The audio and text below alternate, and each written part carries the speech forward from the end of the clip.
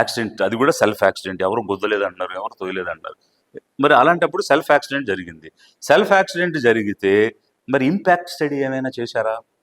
ఆ accident impact పారామీటర్స్ని study చేసి ఏమైనా దానికి సంబంధించినటువంటి సైంటిఫిక్ ఎవిడెన్స్ని మీరు తీసుకొచ్చారా? చాలా సిస్టమేటిక్గా చెప్పాం, హై టెక్నాలజీ వాడు, లేటెస్ట్ టెక్నాలజీ వాడడం, వెరీ గుడ్, వాడాలి. కానీ ఎక్కడ చూపించారు? ఫర్ ఎగ్జాంపుల్, బైక్ ఎలా పడింది? రైట్ సైడ్ పడింది. సో ఇప్పుడు ఇండియాలో డ్రైవింగ్ అనేటువంటిది ఎలా జరుగుతుంది? మనం లెఫ్ట్ సైడ్ వెళ్తాం, మన క్యారేజ్ వేస్ అన్నీ కూడా లెఫ్ట్ సైడ్ ఉంటాయి. సో ఎప్పుడు కూడా ఇండియాలో జరిగినటువంటి బైక్ యాక్సిడెంట్స్ కనుక మీరు పరిశీలన చేస్తే అది లెఫ్ట్ సైడ్ పడుతుంది, రైట్ సైడ్ పడదు. ఎందుకంటే మన వెహికల్స్ అన్నీ కూడా డిజైన్ అయ్యి ఉన్నాయి. అదే అమెరికా, యూరోప్ లాంటి దేశాల్లో వాళ్ళు రైట్ సైడ్ క్యారేజ్ వేలో వెళ్తారు, మనం లెఫ్ట్ సైడ్ క్యారేజ్ వేలో వెళ్తాం. వెయిట్ లెఫ్ట్ సైడ్ ఉంటుంది. మీరు చెప్పినట్టుగా బైక్ గాల్లోకి ఎగిరితే, ఎగిరిన బైక్ అంటే నీరు పల్ల మెరుగు, నిజం దేవుడు ఎరుగు. సో నీరు ఎప్పుడు పల్లానికి వెళ్తుందా? పైకి వెళ్తుందా? సో నీరు పల్లానికి వెళ్ళినట్టుగానే వెయిట్ ఎటు ఉంటే అటువైపు పడుతుంది. మరి లెఫ్ట్ సైడ్ ఉండే బైక్స్కి గాల్లోకి ఎగిరినప్పుడు తన బరువుకి తాను ఆ వైపు పడుతుంది, కానీ రైట్ సైడ్ ఎలా పడుతుంది? రెండవది, అది దానికి మడ్ గార్డ్స్ కూడా ఉన్నాయి. మరి ఆ మడ్ గార్డ్స్ బాడీ మొత్తం మీద బైక్ పడినప్పుడు ఎలాంటి ఇంపాక్ట్ క్రియేట్ చేయలేదు ఆ బాడీ మీద. ఏ రకమైనటువంటి మడ్ గార్డ్ ఇంజురీస్ కూడా అక్కడేమో కనిపించడం లేదు. హెల్మెట్ ఏమో ఇంటాక్ట్గా ఉంది, గ్లాసెస్ ఇంటాక్ట్గా ఉన్నాయి. మాస్క్ ఫస్ట్ మినిట్ నుంచి లాస్ట్ మినిట్ వరకు ఉన్న మాస్క్ చిన్న గీత కూడా పడలేదు, చిన్న చినుగు కూడా లేదు. మరి ఏ విధంగా చెరగకుండా యాజ్ ఇట్ ఈస్గా అక్కడ పెట్టబడి ఉంది. మీరేమంటారు? బొక్కబారులుగా పడ్డారు, బైక్ ఎగిరి మీద పడి. మరి బొక్కబారులుగా పడి ముఖానికి గాయాలైతే మరి ఇప్పుడు వెల్లకెల్లా ఉన్నాడు కదా, వెల్లకెల్లా ఉన్న వ్యక్తి మీద బైక్ ఎట్లా వచ్చి పడింది? ఈ ఈ ఈ రకమైనటువంటి స్టడీస్ ఏవి కూడా, ఇంపాక్ట్ స్టడీస్ ఏమి మనం చేయలేదు. ఇప్పుడు మనం ఫిజిక్స్ కానీ అరిథమెటిక్స్ కానీ చదువుకున్నటువంటి వాళ్ళందరికీ కూడా ఈ అంశాల మీద అవగాహన ఉంటుంది. అంటే బీకామ్ ఫిజిక్స్ కాదు, ప్రాపర్ ఫిజిక్స్ చదివినటువంటి వాళ్ళకి. సో దానిలో ఏం చెప్తుందంటే, మనకి టైము, డిస్టెన్స్, వెలాసిటీ వీటన్నిటితో పాటు కొలిజన్, ఇంపాక్ట్ పారామీటర్స్ అనేటువంటి అంశాలు మనకు క్లియర్గా అర్థమవుతాయి. ఇప్పుడు ఇది కనుక ఒకసారి మీరు చూస్తే, there is N angle of impact. So ఇక్కడ మనకి ఇప్పుడు ఐన్స్టీన్ థియరీ ఉంది, E=mc² అని.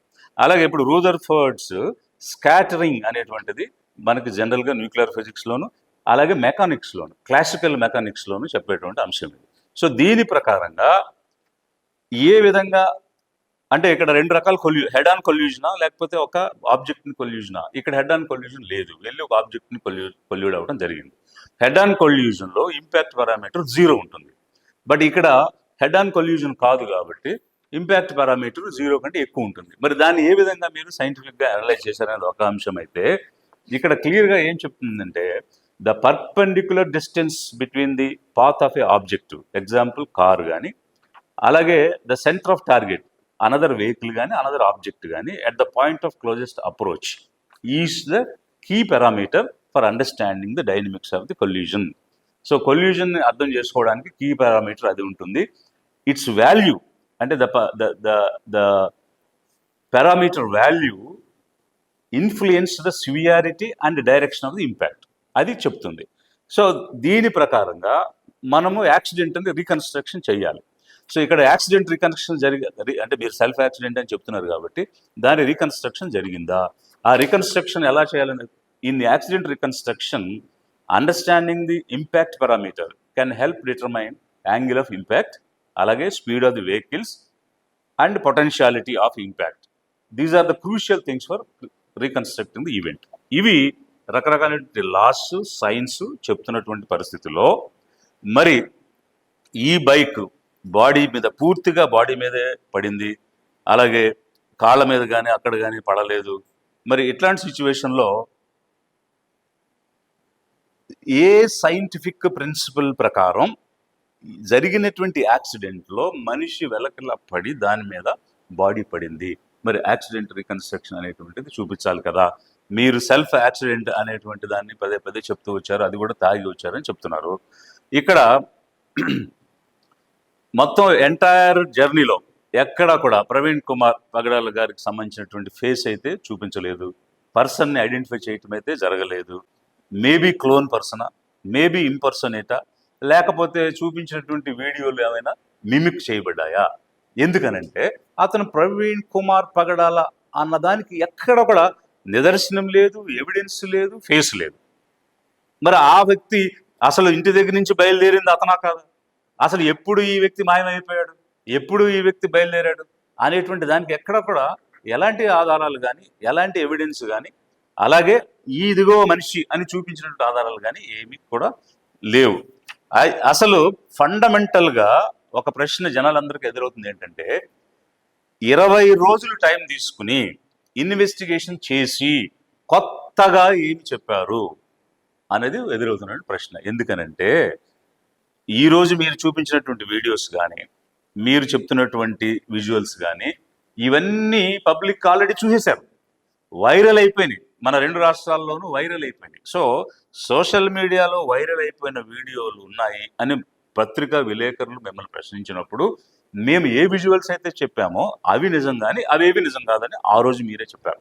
I'm telling police whoever is involved in the investigation, the particular police officer, నేను పర్టికులర్ పోలీస్ ఆఫీసర్ అని నేను చెప్పడం లేదు. So the police officers have stated saying మావి కరెక్ట్, బయట వచ్చింది కరెక్ట్ కాదని. బట్ ఈ రోజు ఫైనల్ ఇన్వెస్టిగేషన్లో ఏవైతే సోషల్ మీడియా ద్వారా వైరల్ అయిన వీడియోస్ ఉన్నాయో అవి చూపించి ఇదే తాగి తూలి యాక్సిడెంటే చనిపోయాడు అనేటువంటి అంశాన్ని మీరు చెప్తూ వస్తున్నారు. మరి అలాంటప్పుడు కొత్తగా తీసుకొచ్చినటువంటి అంశం ఏముంది ఇందులో? అంతేకాకుండా ఇప్పుడు article 21 of the constitution life and Liberty గురించి మాట్లాడుతుంది. లైఫ్ అండ్ లిబర్టీ అనేది బ్రతుకున్నటువంటి వ్యక్తిని కాదు, చనిపోయినటువంటి బాడీని, వ్యక్తిని కూడా రెస్పెక్ట్ చేయాలనేటువంటిది ఆర్టికల్ 21 యొక్క ఉద్దేశం. సుప్రీంకోర్టు కూడా పలుమార్లు చెప్పింది. అయితే మీరు ఇప్పుడు ఒక నింద వేశారు, ఏమని? తాగి యాక్సిడెంట్ చేసుకుని సెల్ఫ్ యాక్సిడెంట్లో చనిపోయారని. ఇంకా నయం, సూసైడ్ చేసుకున్నాడని చెప్పలేదు. ఎందుకంటే ఎవరో గుద్దలేదు, తనకు తాను పడిపోయాడు, మీద బైక్ కూడా వేసుకుని చనిపోయాడు అని చెప్తున్నారు మీరు. ఇక్కడ ఎదురయ్యేటువంటి ప్రశ్నలు ఏంటంటే, ప్రీవియస్ హిస్టరీ, దానికి రిలేటెడ్ కొరాబరేషన్స్ ఏమీ లేకుండా క్యారెక్టర్ అసాసినేషన్ ఎలా చేస్తారు? ఇది ప్రజలను తీవ్రంగా బాధ పెడుతున్నటువంటి అంశం. ఎందుకనంటే ఒకవేళ అతను నిజంగానే హ్యాబిచువల్ డ్రింకర్ అయి ఉండి గతంలో తాగి ఉంటే ఆ తాగినటువంటి విధానం, ఆయన వాడుతున్న బ్రాండ్స్, ఇవన్నింటి గురించి కూడా చెప్పుకుంటూ వచ్చి, సో రెగ్యులర్గా ట్రావెల్లో తాగుతారు. కారులో వెళ్తారా, బైక్లో వెళ్తారా? వెళ్ళినప్పుడు కారులో వెళ్ళేటప్పుడు ఎలాంటి చోట కొనుక్కుంటారు, బైక్లో వెళ్ళేటప్పుడు ఎలాంటి చోట కొనుక్కుంటారు, ఎలాంటి బ్రాండ్స్ తాగుతారు, ఇవేమి కూడా మీరు చెప్పలేదు. మరి చెప్పకుండా చనిపోయినటువంటి వ్యక్తి మీద ఒక వ్యక్తిత్వ హననం చేసి, క్యారెక్టర్ అసాసినేషన్ చేసి తాగి చనిపోయాడు అని చెప్పేది తీవ్రంగా బాధపెడుతున్నట్టు అంశం. ఈ విషయంలో మీరు సరైనటువంటి ఎవిడెన్స్ తోటి అతను రెగ్యులర్గా రోజుకి ఎంత తాగుతాడు అనేటువంటి అంశాలు చెప్పకుండా ఒక వ్యక్తిత్వ హననం చేయడం అనేటువంటిది it's a states irresponsible behaviour అనేటువంటి భావన లిబరేషన్ కాంగ్రెస్ పార్టీ అలాగే పబ్లిక్ అనుకుంటున్నారు.